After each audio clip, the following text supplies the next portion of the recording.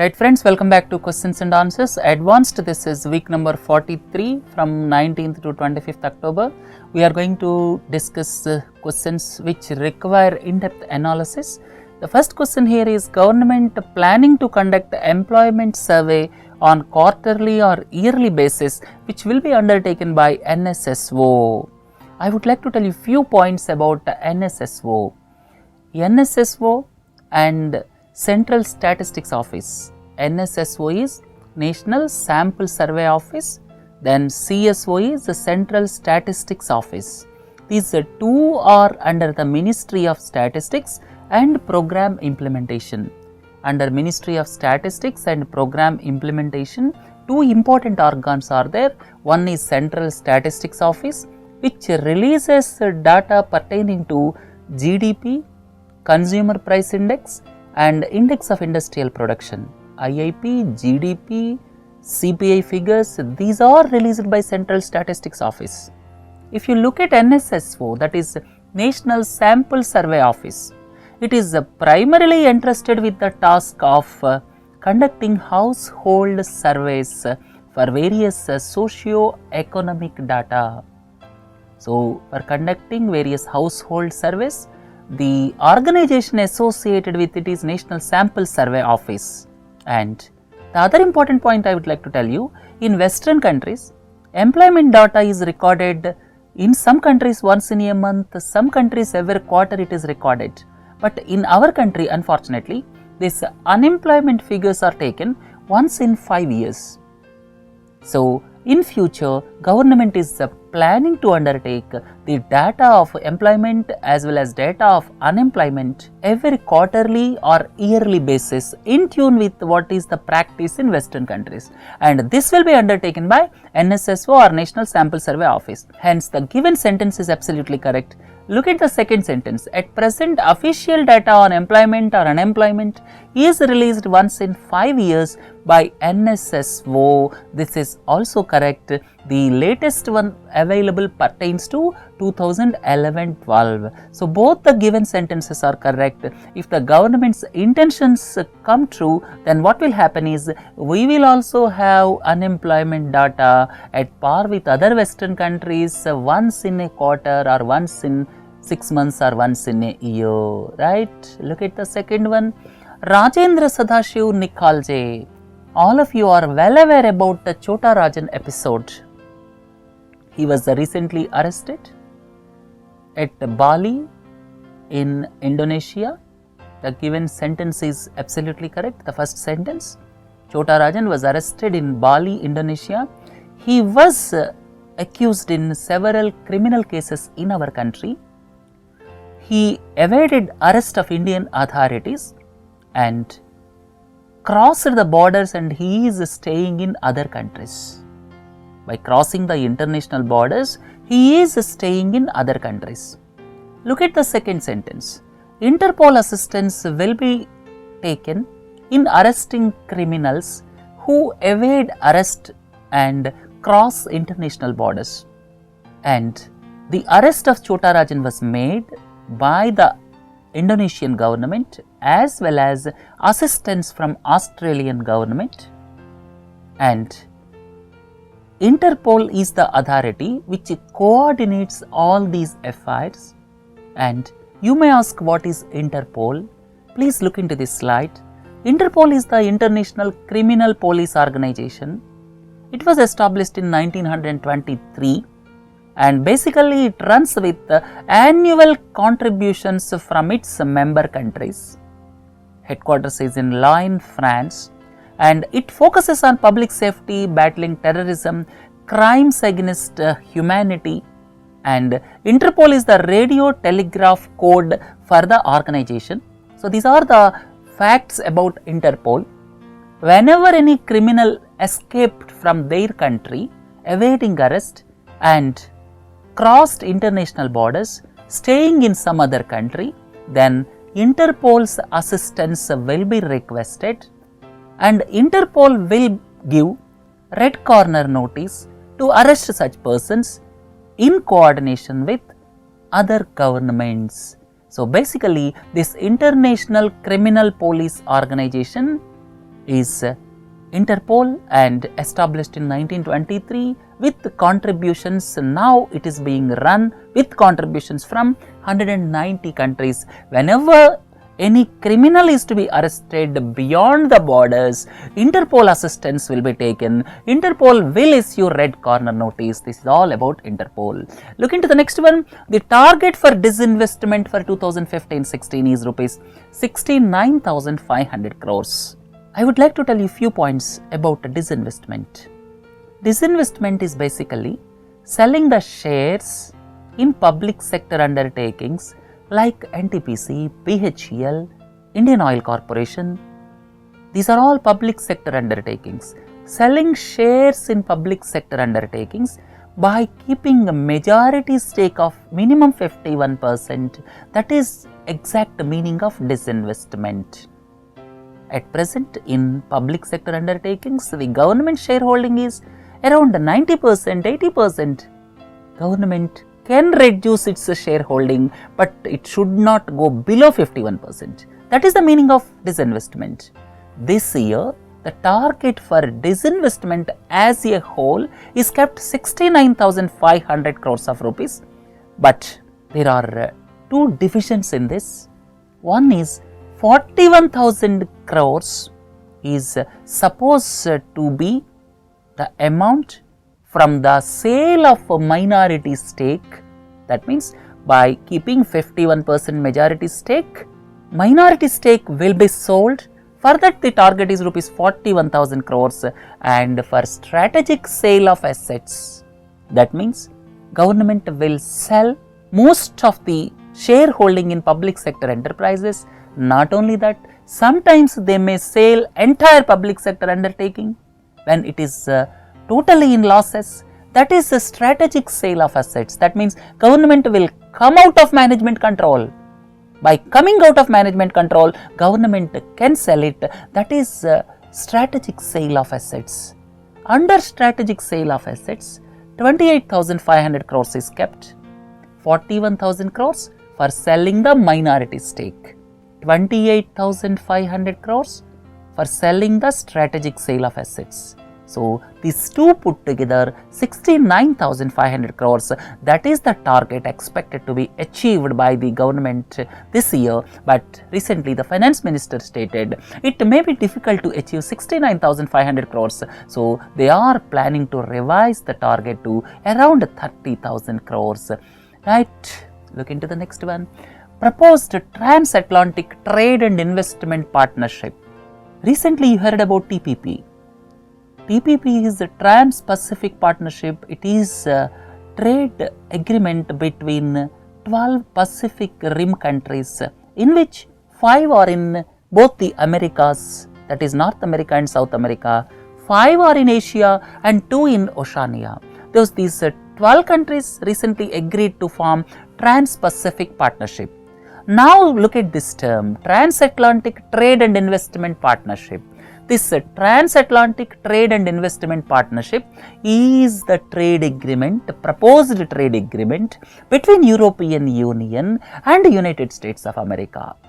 United States of America wants to have not only TPP will have easy access to 12 Pacific Rim countries. Prominent countries among them are Singapore, Japan, and not only TPP, United States of America wants to have easier trade access with the European Union, but there are several protests going on in European Union against this TTIP. The agreement is yet to be culminated. Right friends, the answer here is United States of America. Raxaul Amlek Ganj Oil Pipeline, Treaty of Peace and Friendship, dates back to 1950. When Nepal was under a kingdom, this treaty was signed in 1950. As per this treaty, there will be free movement of people and goods between both the countries.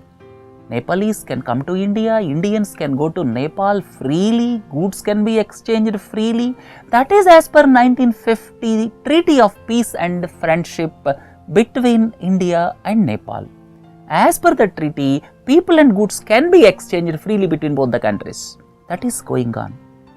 And now the constitution came into force in Nepal. Last month the constitution came into force and there were agitations of Madhesis. Madhesis have got closer ties with India. They are agitating against the constitution. They are staying in the border areas of Nepal abutting India. That means they are staying in Nepal adjacent to India, and most of the trade routes passes through Madhesi living areas, and they blocked most of the roads.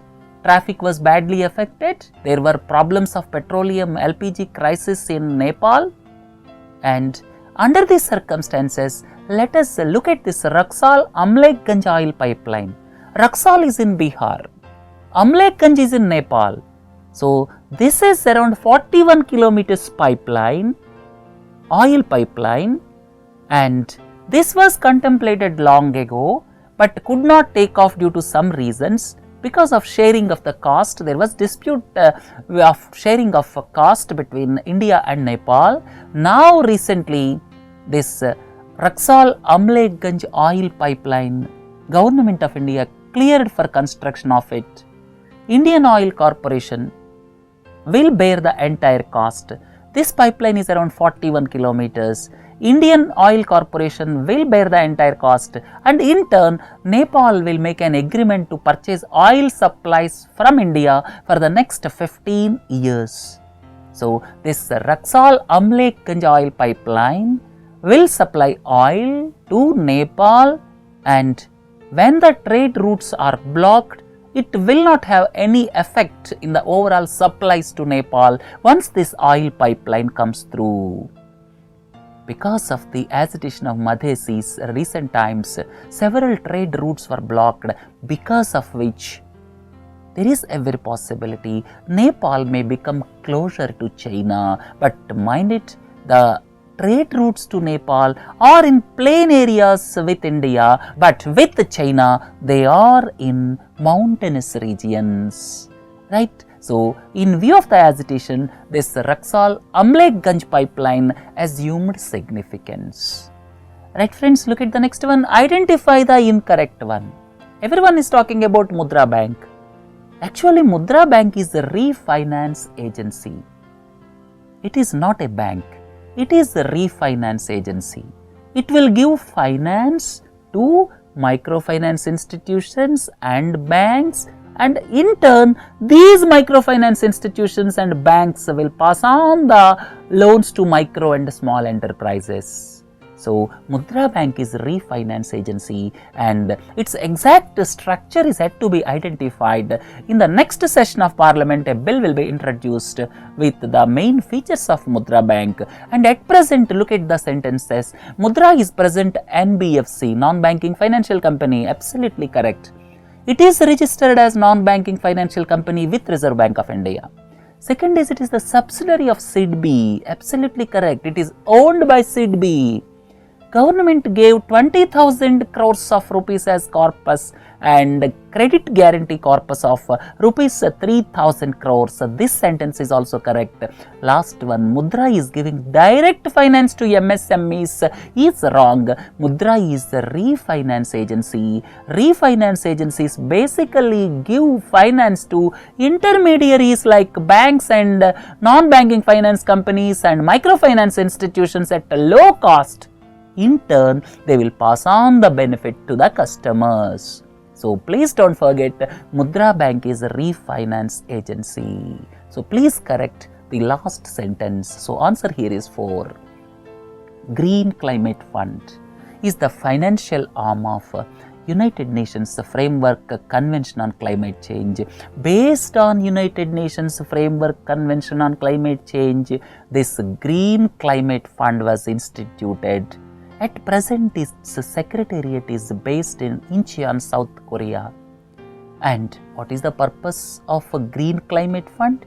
I would like to tell you 2 points. The first point is, Green Climate Fund was established so as to support developing countries for reducing carbon emissions, so that the developing countries will go into research and will establish renewable energy as their main source of energy, so that the carbon emissions will be reduced. That is the main purpose of Green Climate Fund. The fund is expected to be $100 billion per year by 2020. This is another important point. The Green Climate Fund is expected to be $100 billion per year by the year 2020, and most of its contribution has to come from developed economies. The main purpose of Green Climate Fund is developed economies will support developing countries for reducing carbon emissions. Basically, they invest in green technologies, or you can say renewable technologies. Developed countries will support developing countries through Green Climate Fund. Right? Coal cess is collected for National Clean Energy Fund. Don't forget, National Clean Energy Fund is established in the year 2010-11 by the Government of India.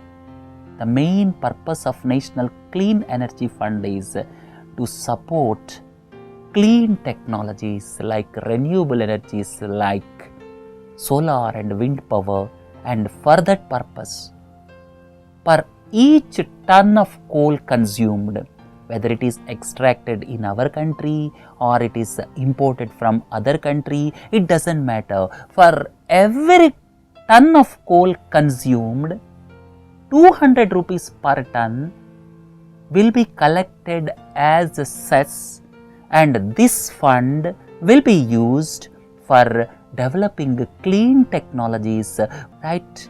This was introduced in the year 2010-11, please don't forget. Maxwell Nagamma Commission.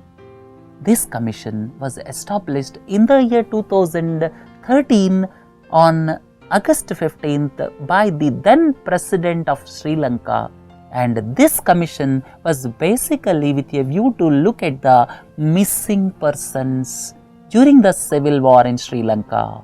Already United Nations Human Rights Council gave its report, and this commission is internal commission established by the then President Mahinda Rajapaksa in the year 2013, and it also gave its report recently with regard to the missing persons, and mostly it blamed LTTE in addition to the armed forces. Last question in the budget speech. Atal Innovation Mission was created with the budgetary allotment of rupees 150 crores. What is the meaning of Atal Innovation Mission? This will work with Niti Aayog. The main purpose is for developing innovation.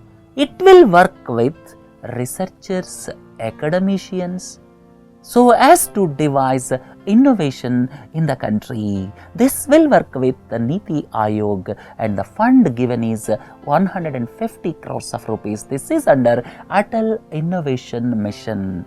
Friends, with this, let us conclude this week's questions and answers advanced. Please do join for other modules. Have a nice day. Thank you.